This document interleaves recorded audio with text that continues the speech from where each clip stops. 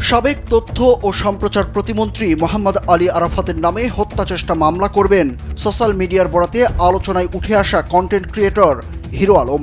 একই সঙ্গে আরাফাতকে গ্রেপ্তার করায় মিষ্টি বিতরণ করেন তিনি। মঙ্গলবার বিকেলে মিষ্টি বিতরণ করতে দেখা যায় হিরো আলমকে। হিরো আলম গণমাধ্যমকে জানান, আরাফাতকে গ্রেপ্তার করা হয়েছে, এজন্য মিষ্টি বিতরণ করছেন তিনি। এ সময় আশপাশের যাদের পেয়েছেন তাদেরকেই মিষ্টি খাইয়েছেন হিরো আলম। এরই মধ্যে হিরো আলমের মিষ্টি বিতরণের বেশ কিছু ভিডিও সামাজিক যোগাযোগ মাধ্যমে ভাইরাল হয়েছে। ওই ভিডিওতে দেখা যায় খুব উৎফুল্ল হয়ে মিষ্টি বিতরণ করছেন হিরো আলম এবং সবাইকে বলছেন আরাফাতকে গ্রেপ্তার করা হয়েছে, আর এই জন্যই তারই মিষ্টি বিতরণ। বুধবার আরাফাতের নামে হত্যা মামলা দায়ের করার কথাও জানান এই কন্টেন্ট ক্রিয়েটর।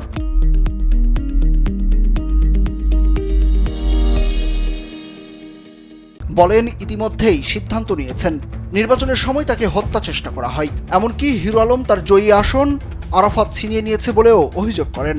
এর আগে ঢাকা 17 আসনে 2023 সালের উপনির্বাচনে প্রতিদ্বন্দ্বী সাবেক তথ্য প্রতিমন্ত্রী মোহাম্মদ আলী আরাফাতের প্রতিদ্বন্দ্বী ছিলেন এই কন্টেন্ট ক্রিয়েটর। নির্বাচনে অংশ নেয় ভোটের দিন হিরো আলমকে পিটিয়েছিল দুর্বৃত্তরা। ওই দিনই হিরো আলম জানিয়েছিলেন তাকে পেটানো সেসব লোকজন আরাফাতের সমর্থক।